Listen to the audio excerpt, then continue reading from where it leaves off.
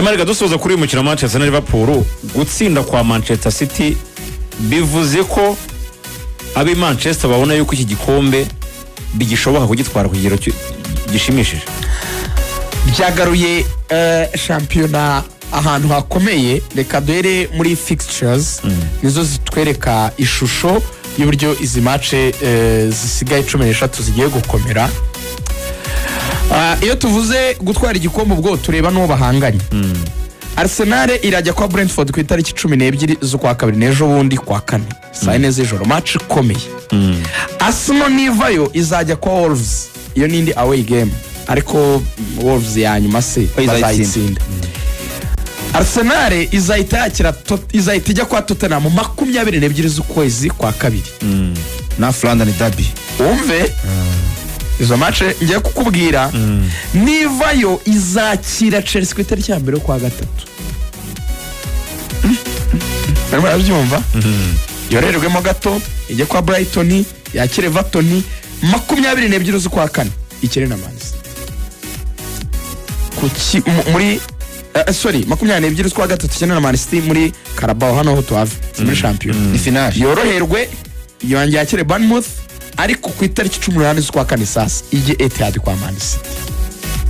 Urumva hano nshaka kubonamo match byibura eshatu zikakaye. Iyi match ya Man City Etihad, iyi match bazakiramo Chelsea na match bazideplasa kwa Tottenham. Izo match eshatu. Aha Man City iravuga ngo kuko ize ebyiri ya Tottenham na Chelsea zizaba mbere uko dukina. Nubwo nta match ora muri Premier League. Ni moindre erreur gukora ikosa iryo ari ryo ryose rito ritsindwa umukino umwe muri ibi. Ibindi twazabyikemurira Etihad tugahangana nayo. Ntibivuze ko Man City yo yoroye kuko nayo ngiye kugaruka ku mikino yayo mbere yuko none tujya muri bato nyirizina igeze hehe. Man City nayo ntizoroherwa kugeza we na Arsenal. Yo irahera kuri Fulham, iyo tuyiveho barayakira ejo bundi ku wa gatatu saa 3 n'igice. 21 barakira Newcastle. 28 barajya kwa Leeds. Enyezo kwa gatatu barakira Nottingham. 14 z'ukwa gatatu barajya kwa West Ham. Bakenera Arsenal ya match ya English Football League finale iyo tuyireke. Umva rero nayo mbere yuko D-Day igera 11 z'ukwa kane bavuye muri international break. 11 z'ukwa kane Man City mbere yo guhura na Arsenal, Chelsea izakira Man City 11 z'ukwa kane. Man City zabiri ku kibuga cya Chelsea, kandi Chelsea iri guhangana na Man U na Liverpool kuri Big Four. Ugomba ko Chelsea ifite urufunguzo ku gikombe zose. Chelsea ishobora kuzifata ikaziha uburinganire cyangwa ikaziha ubutabera nk'ibyo Man U yakoze. Ishobora gufata Arsenal ikayikubita ikabwira Man City ati ndakubwiye ngiye uzicane nayo, kuko bose bazakina na Chelsea mbere yuko bihurira. Kandi Chelsea bazakina ifite nacyo inayo ikiharanira kandi gishoboka cyane. So urumva ko harimo match ziri trick imbere yuko bahura. N'amamba n'amanota 6 ni make cyane, kuko usibye niyo match ya Chelsea twafasha nka match capitale wenda Arsenal tugashyira n'iya Tottenham. Ntutekereza ko nizi match za Brentford zoroshya rukuza unyuguza away muri Premier League ku makipe, kuko nayira baragukina Europa League reka. Iyo Brentford turi kuvuga iracyari mu rugendo rwa kena Europa League na kuri Liverpool. So ubwo rero ntabwo byari byarangira, biracyafunguye. No mpamvu Pep yishimye cyane ku mugoroba. We icyo hari ibintu bibiri hano byo kumva mu mupira iyo ubona aba batoza batwara ama equipe. Reka mbigusobanure muri ubu buryo. Nka Pep mbere yuko akina na Liverpool baramubaje baramwe ati se Pep, iyi match ugiye gukina na Liverpool ni match muhaye buremere ki? Aravuga ngo ati kuri twebwe ni match ikomeye cyane, ati ko tugiye gukina na champion, ati kandi mwibuke ntabwo Arsenal ari champion, Liverpool niyo champion.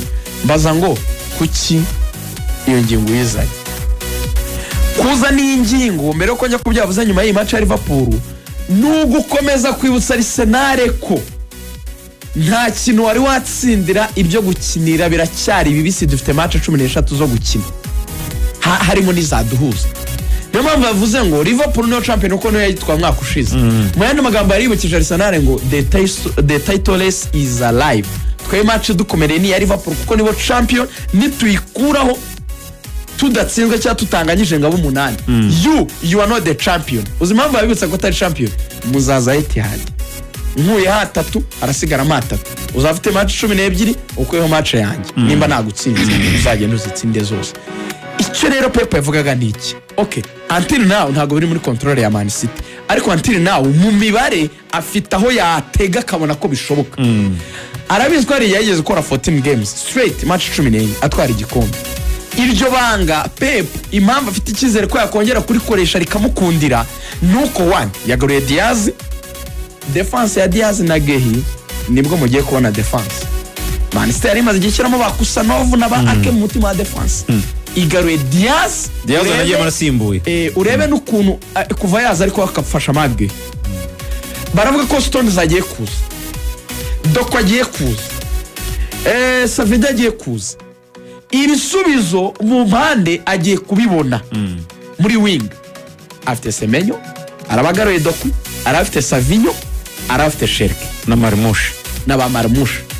Bivuga ngo koroherwa kubimvune zikize mu gihe noneho title race igiye kugira igisobanuro muri izi match za nyuma, kandi ari igice kiri igisaba imbaraga ziri mentale cyane. Ndaza kugaruka nuko by'umutozo wa Arsenal nawe yavuze aha niho ubonera yuko ibintu bigiye gufata imbaraga. Umva ukuntu Pep yavuze ninjoro. Pep aganira na Sky Sport yavuze ngo Liverpool had the momentum in the second half.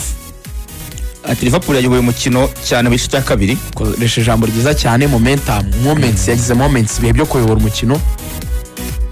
At end after Szoboszlai's free kick, ati nyuma ya kufranza cyane ya Szoboszlai, a copy paste of the one against Arsenal. Isa neza nk'iyatsinze Arsenal. Kucyagara Arsenal muri Rovuyanga uri kunyumva neza? Ndakumva cyane. Wowe Sky gutunze mikoro uri kujya kuganira ibintu byawe. Yego birasa nibyo ni copy paste iyo yatsinze Arsenal muri match banza. Uzanye Arsenal mu kiganiro before yuko cyana na Liverpool, ugaruye Arsenal mu kiganiro after gutsinda Liverpool, wibutsa abantu ko free kick ya Dominic Szoboszlai isa neza niyo yakubise Arsenal. Mu yandi magambo Pep arabizi ko psychologically kimwe mu bidisturbing abantu ibi babyita mind game mukina no guhora ubahoza mu kanwa kandi ubibutsa ibintu bitari byiza gusa. Kubahoza ku nkeke. Sinzi uri kubyumva. Iyi kufura ari kuvuga Dominic Szoboszlai yabarashe copy paste kuri Arsenal. Arsenal yatsinzwe iyo match. Nyamara rero ngo ati nubwo yidukubise twa parvenye kugaruka dutsinda match. Uri murayibona? Ariko abo yayitsinze bo byarangiye gutyo. Byumva logique y'ibintu. Aba yatsinze nta mbaraga babonye. Mbere muri press conference yaravuga ngo tujye gukina Liverpool champion, ngo Arsenal si champion. None yongeye kugarura Arsenal mu kiganiro nyuma yo gutsinda Liverpool. Ngo Dominic ngadukubise kufura we ngo what a strike. Ngo ni copy paste iyo yatsinze Arsenal.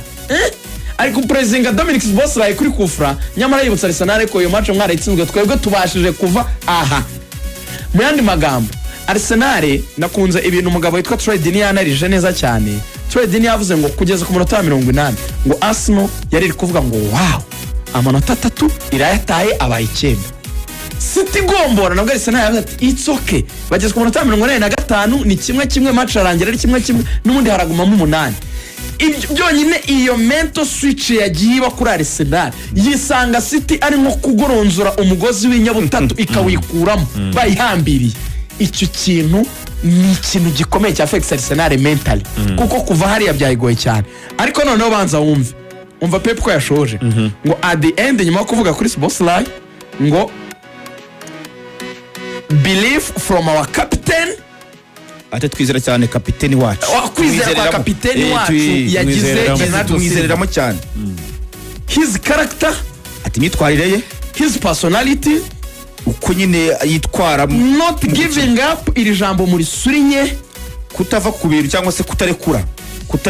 In the end we come back.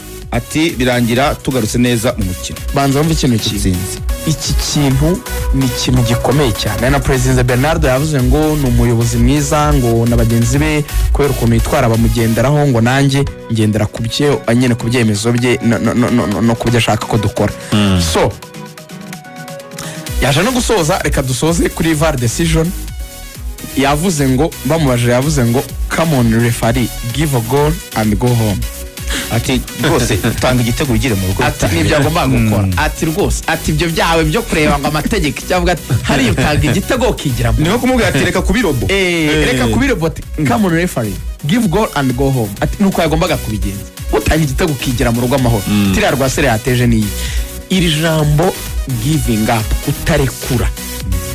Niryo jambo Pep ari kugenda rwana no gusimanta mu bakinnyi. Arabizi ko City iri beatable, City irinjezwa cyane.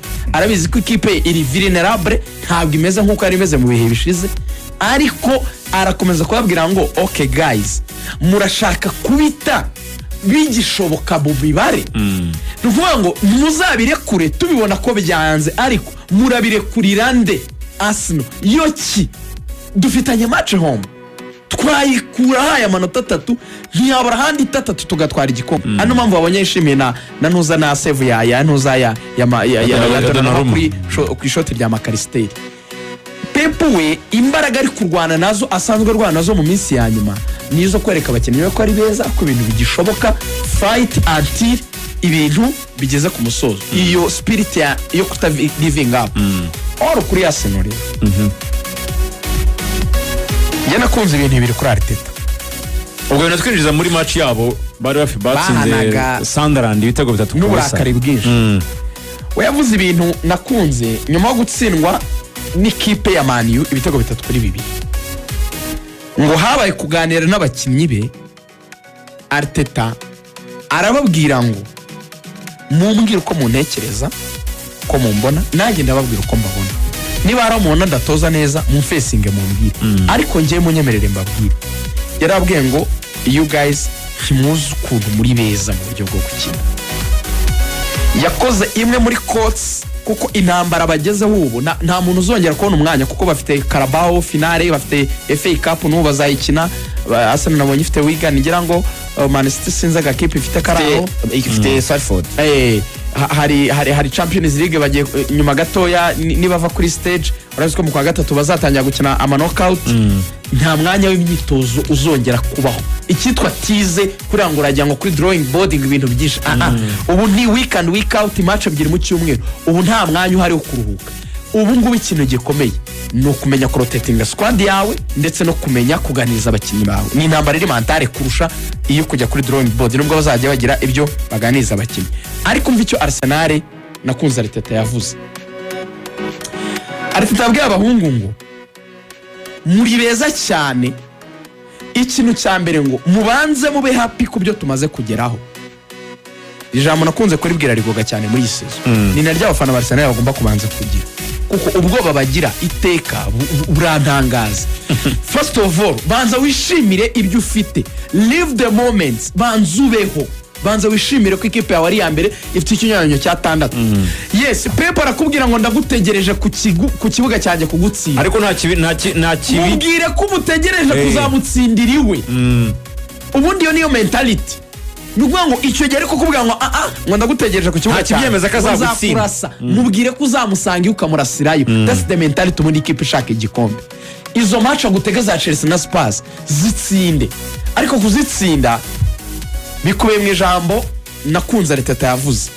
Arteta yaravuze ngo namwe akantu mugatekereza n'abari kuri YouTube batubwire.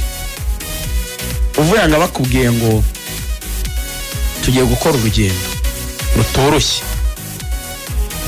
urugendo tugiye gukora na Iberi musubize n'abantu kuri YouTube basubize. Twumve niba muhuza na Arteta. Watinya niki cyatuma utinyuka gukora urwo rugendo, cyangwa se icya kabiri niki cyagutera ubwoba mu rugendo rurerure? Niki cyagutera ubwoba, niki cyakumara ubwoba iyo ugiye gukora urugendo rurerure? Niki kikumara ubwoba, igituma wumva umutima wawe ukomeye? bati nubwo urugendo apana urugendo nko kugenda nyine iyo ugiye guca mu bihe bikomeye ni iki kiguha imbaraga tubivanyemo Imana byumvikanye ikintu cyatuma nk'urwo rugendo rurerure ni impamvu yarwo impamvu wari umusirikare utekereza nk'umusirikare impamvu y'urugendo ni guha imbaraga nubwo bigoye uri inkotanyi uzaba ati ewa nubwo bigoye ariko tugiye kubohora igihugu nta kindi dufite niyo wowe nuvuga ngo niyo on option uba ufite iyo mpamvu rero nituma udahagarara cyane ibere we yabihe impamvu nagira ubwoba ubwo ni impamba naba ngiye kwitwaza muri urwo rugendo impamvu mfite iki wewe mfite iki muri urwo rugendo naba mfite iki nditwaza iki narusoza ari umutara wavuze ati impamvu so umva rero Arteta uko yanarije aka kantu kandi naragakunze kuri Arsenal ni switchment mu by'ukuri nakunze yaravuze ngo urugendo dufite rurakomeye ubwabyo umuntu yarutinya rwonye n'ubwarwo urugendo mani kujya mu marushanwa ane mu mezi 3 n'igice bro biteye ubwoba kandi aho hantu hose abantu baragusaba ko excella biteye ubwoba Champions League FA Carabao uri kumva ibyo bimatch biteye ubwoba aravuga ati urugendo bwarwo ntirwakabaye rworoshye and the destination itself kwizera kuzagerayo nabyo biteye ubwoba kwizera kuzagera nyine kuri iyo ntego kuri iyo destination aho ugiye atari kuzikinkomeza igikomeza Arteta yaravuze ngo is the company nuko ngo ni abantu tugiye gufatanya urwo rugendo urwo rugendo we ni nko kuvuga ngo abakinnyi banjye urugendo rurangoye pe simba beshye ndurebye ubwaryo ruragoye na destination aho tugiye ntabwo yoroshye turasabwa donc ibintu bikomeye ariko ikindi imbaraga is you guys nimwe my company mwe tujyanye mbizereyemo nizeye neza ko dufite ubushobozi bukora ibi bintu kuki nanjye nizera ko Arsenal noneho nyuma y'igihe kinini Arteta yakwizera equipe afite niba Arsenal group ifite niva abakinnyi bakinaho iyo ugiye gupima gukomera kwa equipe upima abakinnyi bayo ugendeye kuri nivo bakinaho mu makipe y'ibihugu ikintu twigeze kugisobanura y'amakipe y'ibihugu ahamagaye 15 ya mbere ku isi mu mupira w'amaguru jya ureba abakinnyi bawe bahamagarwa Arsenal ifite best players mu bihugu bikomeye ku isi y'umupira ni ukuvuga ngo ifite high end mu mupira kugira ngo ababencheri ba Arsenal bahamagarwa bakanakina hamwe mu bihugu bikomeye ni ukuvuga ngo mu byashoboka mu kugira squad ikomeye mu isi y'umupira w'amaguru barayifite ifite at least abakinnyi babiri beza kuri buri mwanya kandi bahamagarwa mu bihugu bikomeye mu isi y'umupira w'amaguru none se niba ufite abakinnyi beza uri Arteta kandi ukaba ufite effective ni nari ikenerwa muri izi match nyinshi za nyuma iyo mental strength isabwa ukaba ugomba kurwana no kwishyira mu bakinnyi bawe ukaba bikiri muri control yawe ufite amanota 6 y'icyonyanyura Man City irashaka kugusretaninga ikubwira yuko uzaza Etihad ariko wayitsindira kuko nabandi bayitsindiye so it's up to you biri mu biganza byawe so nge rero nabisobanura mu magambo yoroshye uko bihagaze uyu munsi wa none tugiye gupima imbaraga z'abatoza Arteta na Pep aha tuzakuramo ibintu bibi tuzakuramo ikintu kivuga ngo Arteta yarakuze afite ubushobozi bukomeza kurandinga projet ya Arsenal kuko ntacyo adafite in terms y'abakinnyi kandi yize amasomo menshi muri match za sezo zashize 3 bagiye baburamo igikombe ubwo agomba kumenya icyo akora hanyuma tuzakuramo irindi somo rivuga ngo no Arteta ni umuntu wagombaga kuyobora ikipe akayubaka igakomera ariko ntabwo afite ubushobozi buhesha igikombe therefore aramutse uyu mwaka adatwaye n'igikombe na kimwe umutoza wo gusezererwa kuko iyi season kuri Arsenal muri projet bakoze we n'umutoza we n'umugabo witwa Edu wagiye wa directeur bari barayise harvesting season yo gusarura so ibintu byose biri in place abafana ba Arsenal nabwa ngo mutuze mugire icyizere mube mu living moments mwishimire match mutsinze ntimugire ubwoba destination ntimuyitinye unizera abakinnyi banyu n'umuto tuzareba cyane uganiriye title race neza cyane